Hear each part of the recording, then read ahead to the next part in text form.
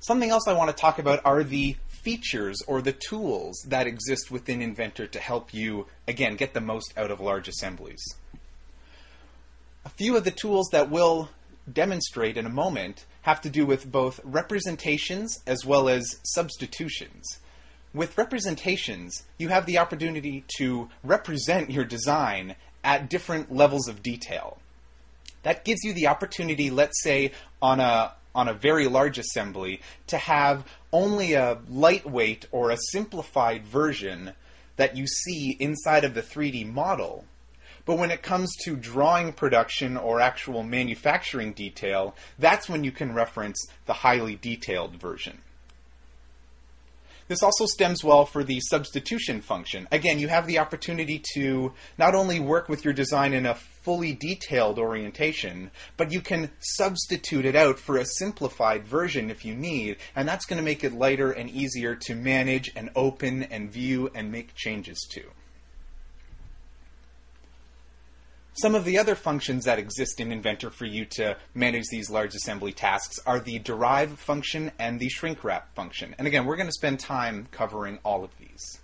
The derive function is a very classic way of simply taking, a very heavy component or an assembly and reducing it down to a single component or a single item in memory. And then the shrink wrap function is an automated way for you to take a very heavy or a very detailed item and quickly simplify it, perhaps to protect intellectual property, or again, to reference it in a lightweight version where you haven't had the chance to already create different unique instances. And lastly, before we begin our presentation, I wanted to talk about what I believe are the top 5 Inventor performance settings to help get the most out of your Inventor setup. One of the first items that I wanted to mention under Inventor's application options is to disable some of the different dynamic highlighting options, both the pre as well as the enhanced highlighting option. Turning those off if you're working with very large assemblies can help improve the graphical performance and the selection performance as you're using your model. Under the Assembly tab, there's the opportunity to defer update. Which is fairly self-explanatory. That means that if you're working on an assembly where you have this option turned off, as you're making different part or different sub-assembly level changes, Inventor's not always trying to dynamically update the design. Instead, it's deferring it, or it's going to wait until you say it can update to start to do that calculation. You also have the opportunity to control the display quality, and turning down the display quality can again improve the performance when you're working in 3D. There are different presets there that you can use, and certainly having it to a medium or a rough level is going to allow that model to work faster than it would be at its highest setting. There are also settings outside of the application options that can help you improve your use of large assemblies in Inventor. One that I like to use are the different visual styles. There's a preset that comes with Inventor called Shaded that can help reduce the amount of edge display that needs to be computed every time you rotate or every time you view a different model. So setting that to a shaded or a smooth setting, again, reduces the effort in displaying that model. And one final option that I wanted to highlight on the drawing side of things is there's an opportunity when you're creating drawing views to not show the preview. You can just have the preview of the view represented by a bounding box instead of trying to load all of the components as it's placing the views. That will allow Inventor to only compute the view when it's ready and when it has all of the information, and not ask you to wait all the time just to at least have those views initially placed. So it gives you an opportunity to just preserve some of the loading until the product is ready to show inside the drawing views. So with that, let's take a moment now at some of these workflows and some of these functions in action.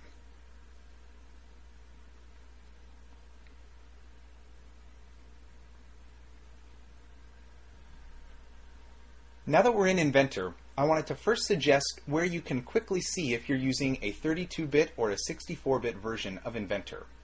Just by going to the Help menu in the top right corner and selecting About Autodesk Inventor, will quickly show whether you're using a 32-bit version or a 64-bit version of Inventor. Also, if you're looking for where those different application options can be controlled in Inventor, under the Tools menu and Application Options, you'll find the different settings under the corresponding tabs that I was speaking to a moment ago in the presentation. Now, for this demonstration, I wanted to reference a design that's used to help unload cargo from very large ships or vessels like we're looking at here. So this crane that you can see helps load or unload cargo to or from transportation trucks or storage units, whatever it may be. It's just a very large design that we're looking to understand what are the different design techniques as well as features that can help us manage a large amount of information like this heavy crane here. So I wanted to begin by first opening up the assembly, and I'd like to draw your attention to the bottom right corner of Inventor. That's going to display how many different components are being loaded and make up this assembly that we're looking at. So you notice there's a little over 1,300 different parts that make up this crane design here. And I want to first focus on the cabin or the cockpit area where the crane operator would sit. So to begin, I wanted to highlight the difference between top-down versus bottom-up design techniques. It was one of the first items that we highlighted earlier.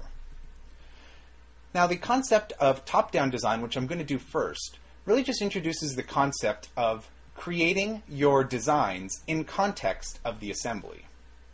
So here what I'm doing is I haven't actually started this part yet until my design tasks right now.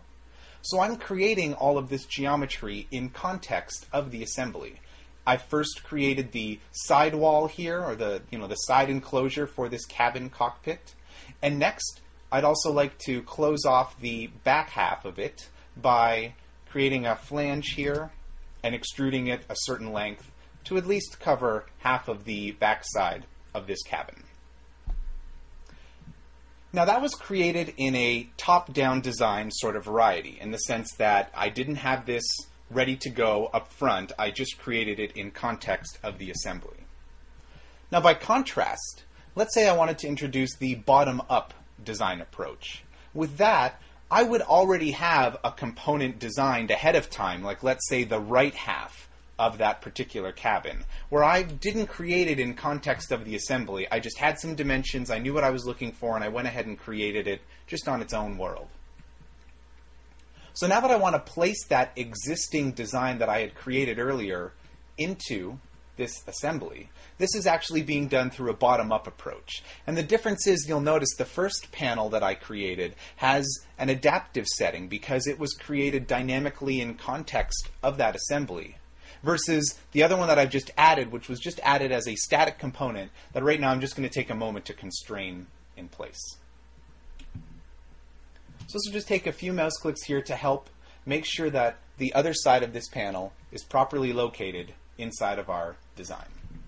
So I'll make sure that I get all of the sides aligning properly to the different frame that's supporting it. And then we'll be able to compare what are the advantages and disadvantages to using one design technique over the other in the context of larger assemblies. So you'll notice that visually they appear identical. The left side looks to be the exact same version, just a mirrored version of the right-hand side. But there are advantages and drawbacks to when you want to use one over the other in a large assembly, and here's an easy way to understand it more. Let's say that I needed to make a change to the overall size of this cabin. I'm going to go in and I'm going to alter the width of that cabin design. I'm going to make it larger. So visually you can see that it's going to want to stretch to fit. It's going to want to get larger in its size. And you're going to notice that we're left here waiting a few extra moments now while Inventor computes that design change. But there are a few different things that are going to happen between the left side versus the right side. Notice how the left-hand side that was created in a top-down variety automatically adapted to fit the new design change, as where the version on the right-hand side did not automatically adapt because it was created in its own world at a separate time and just brought into this assembly for sake of completeness. So therefore, you can ask yourself, what approach is better for me? There are advantages to using a top-down approach in that a change made once can update in many other places. But the drawback is that you saw us having to wait a little longer for that result to happen. And when you have a very large assembly consisting of hundreds or thousands of these relationships, you can understand how sometimes the top-down approach is not the best way to handle large assembly design tasks. Sometimes it can be a lot more beneficial to create the components separately, bring them together in an assembly, and then make the changes where they need to happen. Just going to take a moment to undo that example now, and then let's talk about some other approaches that we can use to getting the most out of large assembly designs. First one that I wanted to introduce is the idea of skeletal modeling now. How can skeletal modeling help? So one thing I'm going to do is I'm going to introduce a new level of detail, which we'll discuss in a moment. I'm going to call it skeletal because we're going to understand a little bit more about skeletal modeling. So first what I'd like to do is I'd like to remove some of the information that's currently here and just make sure that we only have the right amount of models being displayed for this example. Skeletal modeling is the idea of using a skeletal, sort of a bare bones outline approach to your design, and then only adding the information where you need in order to have a single source for making changes that can propagate through a number of different ways. So in this example, I want to create the framing outline for this cabin, and I've done so by just creating a basic profile and extruding it across the thickness of the cabin. That gives me the opportunity to go into Inventor's frame generator tool, and let's say we quickly needed to apply some 2x2 by 1/4 inch square tubing. I can then select the items that I want to add this square tube profile to. And notice that as these selections are made, I'm actually not creating each component individually here. I'm taking advantage of the fact that many of the references that I need already exist through my skeletal model or my outline, through my layout. This makes it a lot faster and a lot easier to both design as well as handle changes to the design. Because if I need to ever make this cabin larger or smaller like I did a moment ago, I know that I just need to go to that base profile that represents this overall shape, and it will be able to change the complete design for me without me having to manage a lot of individual changes piece by piece or part by part. So skeletal modeling can offer a lot of benefits to helping simplify the number of inputs that are involved when trying to capture very detailed design aspects. Now, if you have a good eye, you'll also notice that because a lot of these frame pieces come together at a point or at a corner, there's an opportunity to clean up some of them really quickly. And Inventor has those tools to very easily take this skeletal model and then clean up the corners so that we only have the information that we want. Proper end treatments and whatnot, being called out on drawings or in cut lists or in bill of material tables. So I can choose to miter them if that's an appropriate task. I can also choose to trim them all back to a particular reference. Let's say I'm interested in trimming all of these vertical members back against one of those inside surfaces or inside frame supports that I already have. And then as soon as I commit to that, then I'm going to have those trimmed up and cleaned up corners where I'm benefiting from skeletal modeling as a design technique. It's simplifying my inputs and my outputs, and I'm still able to control a lot of the specific detail on the edges here that I need for completeness in my manufacturing documentation.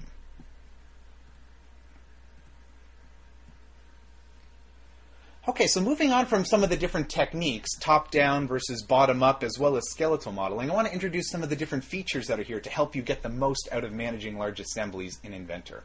And one of them has to do with these different representations. Inventor has a number of different representations, view representations, positional representations, as well as level of detail. When it comes to maximizing your large assembly performance, levels of detail is the important type of representation that you want to focus on, but I'll just spend a moment to explain the differences. So let's talk about view representations. Notice that right now I have a certain view set where it's showing or not showing certain components.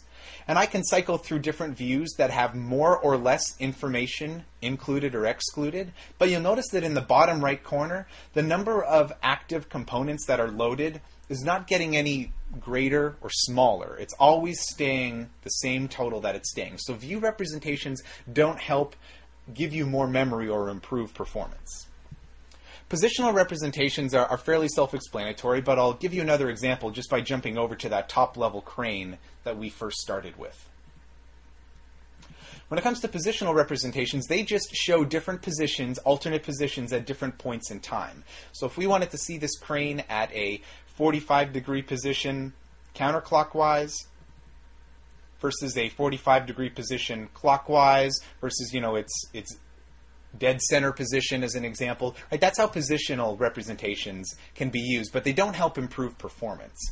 But I want you to notice the totals in the bottom right corner when I cycle through these levels of detail.